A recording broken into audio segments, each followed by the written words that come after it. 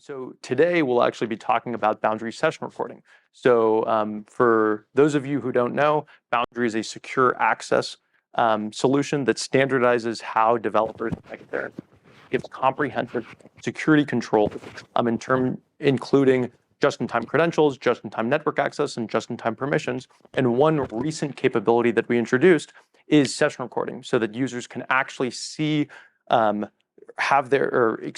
administrators can actually see the commands that were run in a particular session and the actions taken within those.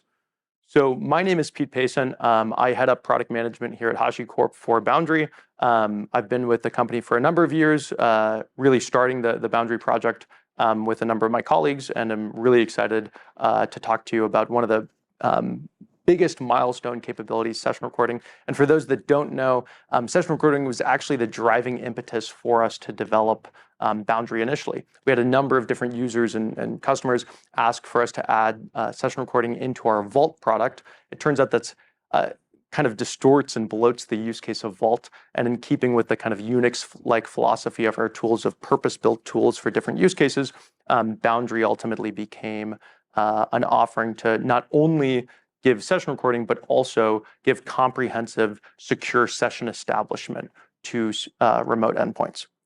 So session recording is now available both within our Boundary Enterprise offering, so fully self-managed Boundary within your own environment, as well as our cloud service of Boundary. So that's HCP Boundary on the HashiCorp cloud platform. Boundary as a whole really tries to standardize how developers access their end infrastructure. So it simplifies the process of how users can connect to systems remotely. You can authenticate with your identity provider of choice, have very granular permissions that can govern what systems you can connect to, and ultimately facilitate connections to whatever infrastructure endpoints you might have across any of the different providers that you might need to connect to. So VMs, Kubernetes endpoints, databases, it's a common access model to those remote endpoints, and ultimately the access is provisioned on a just-in-time basis with the principles of least privilege. So making sure that the network access itself is time limited so that clients don't have standing network access to the endpoints that Boundary is facilitating connections to, making sure that the credentials themselves are single use in nature and also not ever exposed to end users, and making sure that the permissions that users receive are reevaluated every single time at login to make sure that their business context is updated and reflected. One of the biggest challenges in this space is around giving visibility to administrators and operators around what actually happens within their infrastructure landscape. So who's connecting to what, and what actions are you taking against those systems? And when malicious actions do actually take place, you want a system of record around that, both for forensic investigation as well as from a compliance standpoint. Many organizations just have session recordings as the cost of doing business. As an example, PCI, which is required to process any kind of credit card transactions, requires recording of sessions against production systems for up to 7 years. So today, I'm going to talk about our implementation of session recording within Boundary, and I'll be going through a demo of session recording as well, so that you can kind of see what it looks like. So Boundary itself is an identity-aware proxy. It's got two different components: the control plane, which manages state around what target systems are under management, what users are under management, and what their actual access permissions are. That control plane can interact with external systems like your identity provider to authenticate users, or HashiCorp Vault to check out single-use credentials for users. And then it also has worker nodes. Those worker nodes are the things that proxy and facilitate connections to your target systems. Additionally, with the introduction of session recording, Boundary can export recordings from those worker nodes via protocol decoding of layer 7 network traffic on those worker nodes, and export those to recording storage. With our initial implementation of session recording, we support SSH session and AWS S3 storage. Over time, we'll grow that to a whole ecosystem of protocols for which we support recording, as well as other storage providers for that recording, both S3 as a standard, as well as other cloud providers. So just to kind of walk through what this actually looks like, for each private environment you might have, you could have like different VPCs, different VNets you have a different worker setup, different targets deployed within those, and then you can have recording storage that's actually local to that environment. So you're never exposing that to HashiCorp as a cloud provider in the case that you're running Boundary as a managed service. And then in Boundary Enterprise, if you're running Boundary in a self-managed capacity, again, you're running that within your environment, and only your worker nodes have access to that storage. On the storage, can you say different storage buckets, and depending on what the user is connecting to, who the user is, it goes in different buckets? Yeah, absolutely. So, I know we previously explained this, but the targets are a logical construct that basically give you access to a particular host, as well as a set of credentials that basically a role you assume when you access that host. That target can also be configured with a specific with a specific S3 bucket, depending on what target a user is given access to. You can give access to targets that give permission to connect to a remote host with recording capabilities turned on or without recording capabilities turned on. And you can also automate what targets users have access to based off of identity provider context through our concept called managed groups. Managed groups basically automate the provisioning of users into those groups based off of context from the identity provider, like what MFA claims they might log in with, what identity provider level groups they might be a member of. Let's say I'm on an on-call rotation as a site reliability engineer. I get a certain level of I get added to an on-call group when I'm on call. When I log into Boundary, I can bring in that context, and then maybe I get a different level of targets when I access and log in that time than I do as a standard user. And again, those targets that I give access to, that lets me connect to the host, and the targets also might have recording turned on or turned off. Make sense? Yeah. Okay. So what I'm actually going to do is spend most of this particular talk just going through a workflow of recording with Boundary. So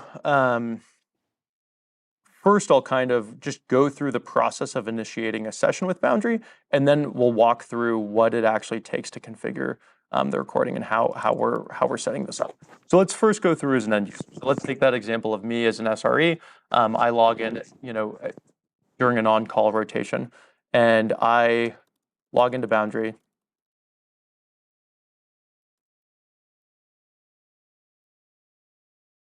Authentication is with the control plane, correct? With the control plane, correct. And I can similarly, right now I'm using a local username and password auth method, but I could log in through SSO with, an OpenID Connect identity provider, or is it with an LDAP identity provider? Not SAML.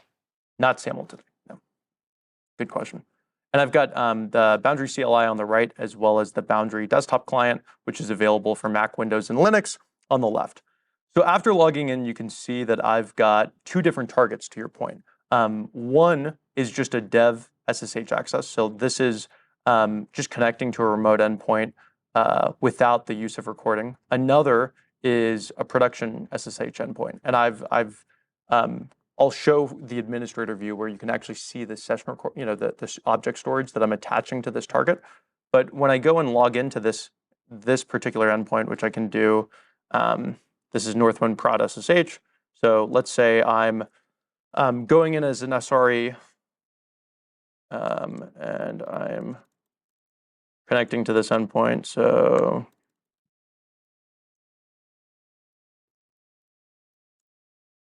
I'm logging into that system, but let's say, and I'm gonna nuke this host after I actually after this talk. So let's say I go in and I don't know access. Oh, don't do that. Well, I'll do it. This is gonna get nuked immediately after this. Yeah. Trust me. So I know this is a security talk, but let's say I go and access that system.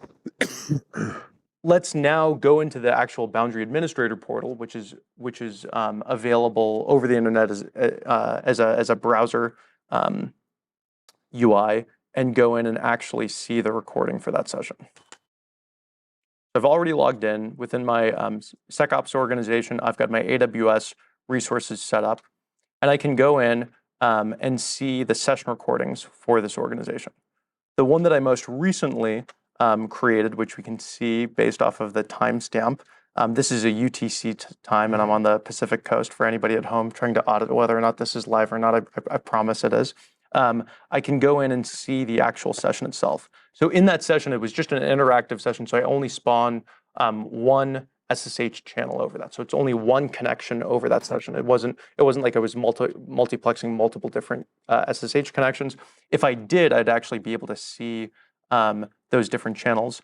And if I go in, I can play the actual recording. I get metadata about the interaction, including how many bytes went up over the session as well as how many bytes went down over the session. And I can see a full recording of the activity. So in this case, again, full disclosure, I'm going to nuke this host. So, if anybody can try to access it, I dare you. It's not going to be around. There's nothing else. This is text-based, but you recorded this as an MP4? Yeah, so it's a text-based transaction. And actually, this is a great question. With session recording, we introduced the Boundary session recording file format, which we'll be open sourcing. And that can have basically a recording of the actual session itself, but then we can play that back over the portal as a video. So it's not X11? Because that wouldn't work for RDP, right? You don't have an X11. It's a really good question. I don't know off the top of my head. I would have to look into that and include a note here. So it's not a video recording per se. It's a text recording or for the SSH It's protocol? a text recording, with timing on the characters. Correct. So that you can play it back. Yeah. So I actually have to. I apologize. I'm not sure whether or not we're converting this into MP4 or whether we're just playing a term cap through the browser itself. Right. But the underlying file format itself for how the recordings are actually encoded is characters throughout the session with timestamps for when those characters arrive. So in theory, it'd be possible to have the text output to a file that is sent to an auditor. Absolutely. And it works for RDP as well? So it does not work for RDP yet. It's exclusively SSH. We do have plans to add RDP in the future. We don't have committed timelines. With RDP, it would be a video recording of the screen. Correct.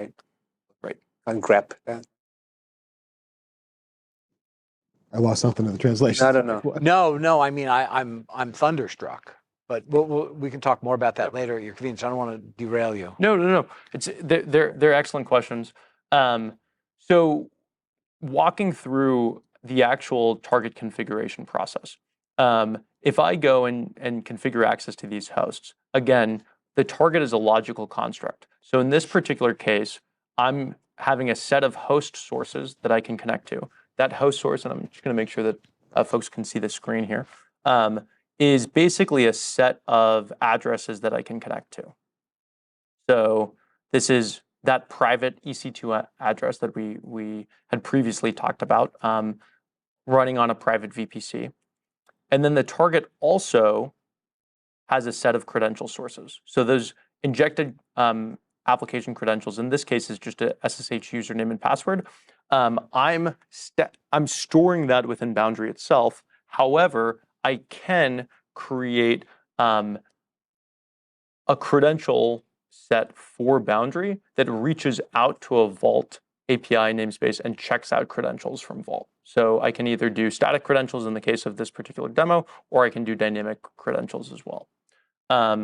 When I actually go about configuring storage, I similarly can configure storage on Boundary by using an AWS S3 bucket. So really just ensuring that Boundary has permissions to access the AWS bucket. If I don't want to make the AWS bucket available to the public internet, which I should not because it's recording storage, I proxy those connections over an actual worker. So it's the same exact model as you connect to the targets. You just deploy a worker into the VPC of the storage bucket, and the control plane receives those connections through reverse proxy. So it's a worker initiated call. So that means that in the case of the cloud service, the Boundary HashiCorp managed control plane isn't actually reaching out into the worker, or excuse me, into the storage directly.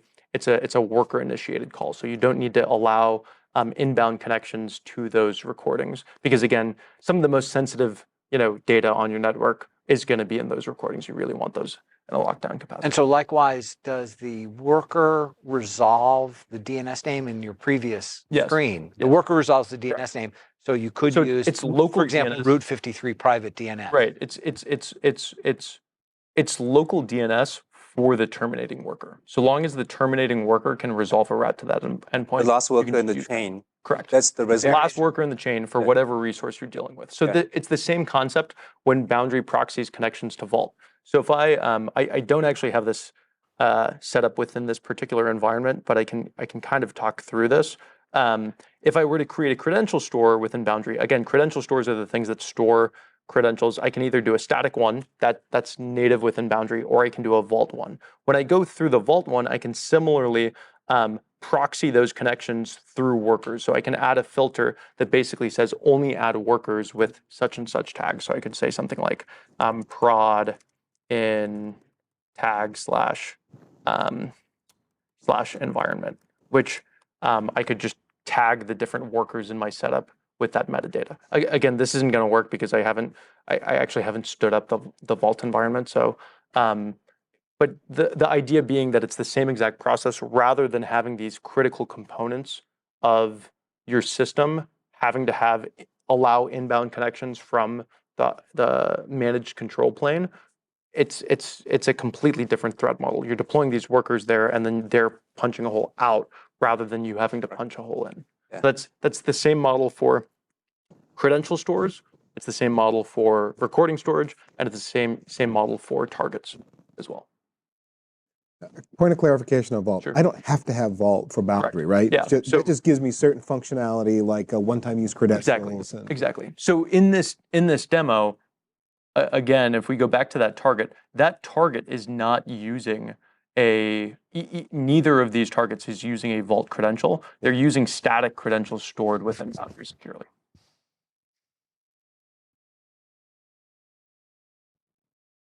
Okay. Any other questions? When do we get the NC? So with that being said, I'd like to invite everybody to try out Boundary, now available on as an open source solution, as well as Boundary Enterprise and HCP Boundary.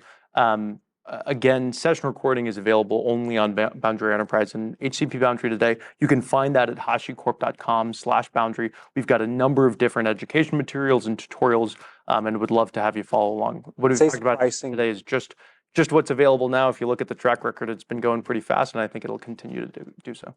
This pricing contact us. For Enterprise?